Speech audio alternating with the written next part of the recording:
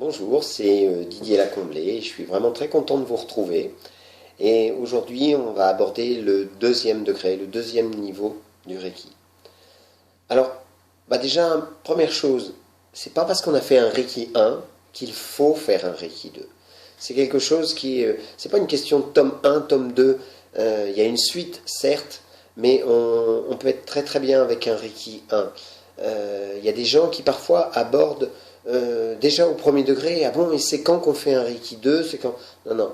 Je pense qu'il faut un délai. Il faut un délai entre les deux stages pour bien assimiler, bien vivre ces nouvelles sensations, ces nouvelles fréquences. Et en même temps, euh, il faut se retrouver soi par rapport à cette énergie. D'accord? Ça, c'est quelque chose qui est...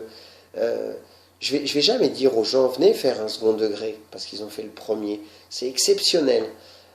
Parfois, il y a des gens qui ont déjà eu un parcours et ça semble évident, mais pour d'autres, non. Euh, c'est pas de la curiosité, c'est une expérience à vivre, c'est un chemin qui est initiatique, donc c'est une expérience qui doit venir en son temps. Alors, le second degré, il s'adresse aux gens qui ont envie de poursuivre l'aventure du Reiki, bien sûr, pour ceux qui ont besoin d'outils supplémentaires. Les outils tournent essentiellement autour des symboles que je ne vais pas vous révéler, bien sûr, puisque pour moi, ces symboles, ils sont secrets, mais pas dans le sens où j'ai un certain savoir, je ne vais pas tout vous dire, parce que peut-être que vous allez être curieux, vous allez venir me voir, parce que moi j'ai un secret, je vais vous le révéler ce jour-là. Non, non, non, non, c'est pas du tout ça. Le sens du secret, c'était dans le sens du sacré. Et c'est parce que c'est secret, c'est parce que c'est utilisé dans une certaine éthique que cela a une efficacité. Donc les symboles au second degré sont révélés le samedi matin. On apprend à les tracer, on apprend à les dire, parce qu'il y a des mantras qui sont associés à ces symboles. Et tout le week-end va nous permettre de les utiliser. On va pouvoir travailler sur le mental. Alors le mental, ça n'a rien à voir avec cet aspect intellectuel, il faut être intelligent ou pas. Non, non, non, non, je dirais que quelque part, le traitement mental, ça va nous permettre d'abord, de se détendre beaucoup plus vite, et ça, je crois qu'on en a tous sérieusement besoin. Ça va nous permettre de nous libérer de certains schémas répétitifs. Ça va nous permettre d'être un petit peu plus clair. Ça va permettre de peut-être développer notre intuition, d'entrer en communication avec cette partie intuitive, avec cette petite voix intérieure. Ça dépend les mots que vous voulez mettre là derrière.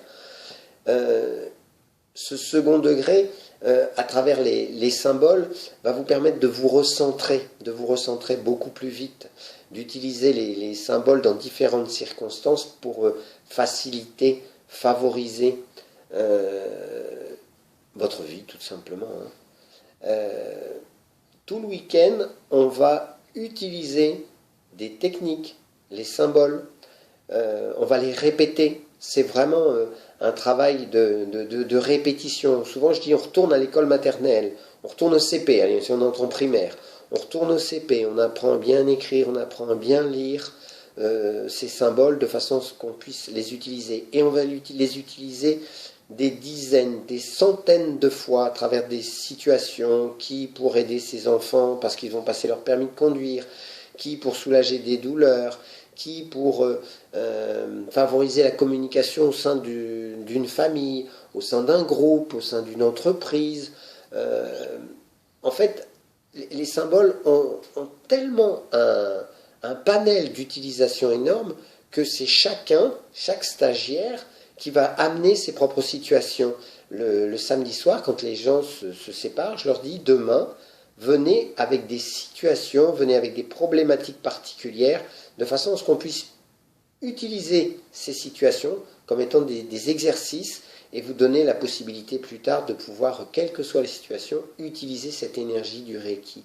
Permettre à chacun de mettre le Reiki au service de leur vie, au service de leurs difficultés, au service de leur joie aussi, hein, bien sûr.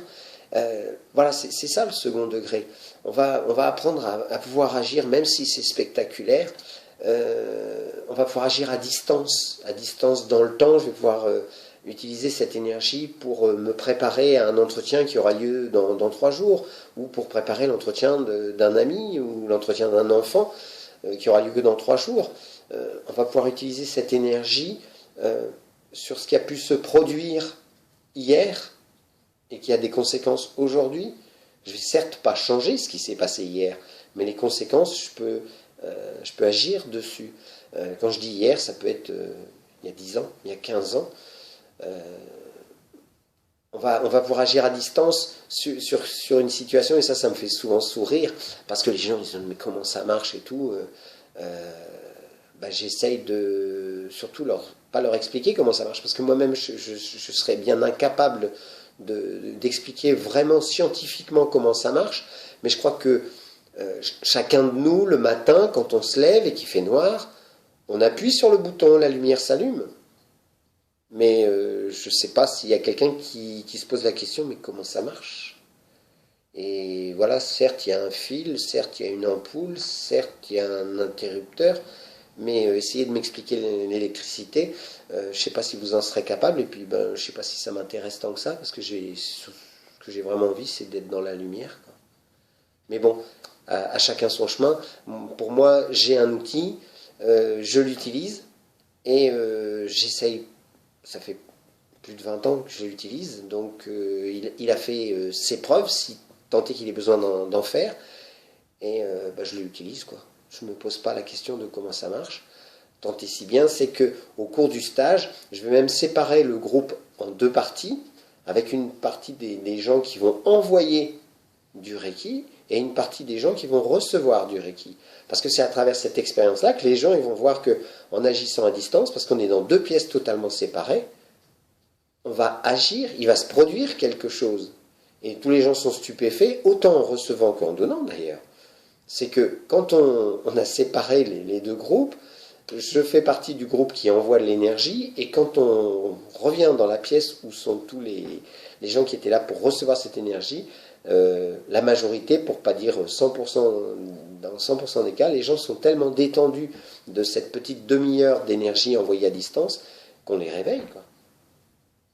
Et ça, je peux pas vous en dire plus, c'est comme ça.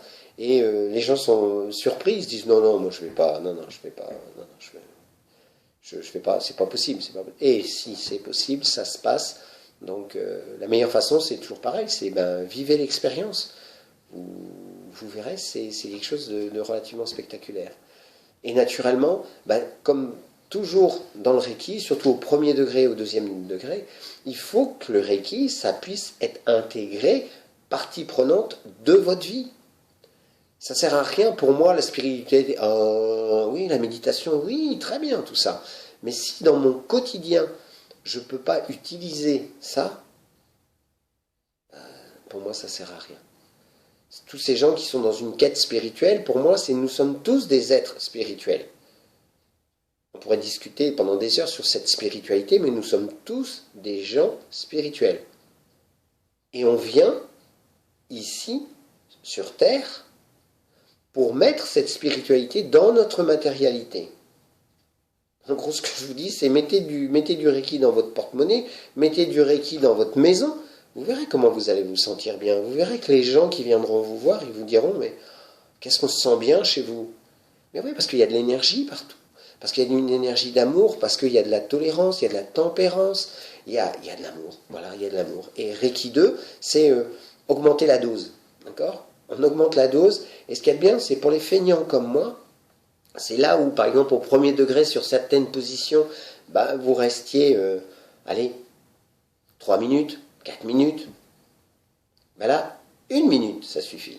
Effet scan, vraiment flash. C'est hyper intense, ça va très vite, d'accord?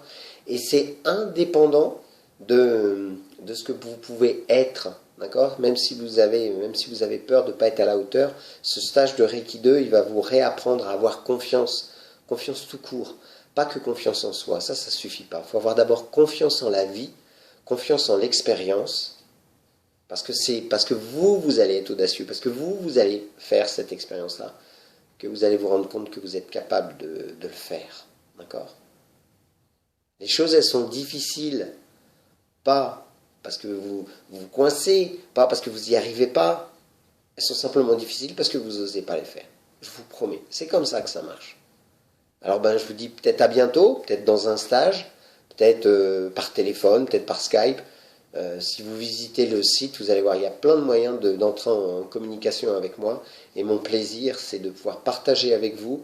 Et puis, qui sait, peut-être vous donner un coup de main sur ce chemin. Parce que si on s'est croisés, c'est sans doute pas pour rien. Alors je vous dis à bientôt. Ciao.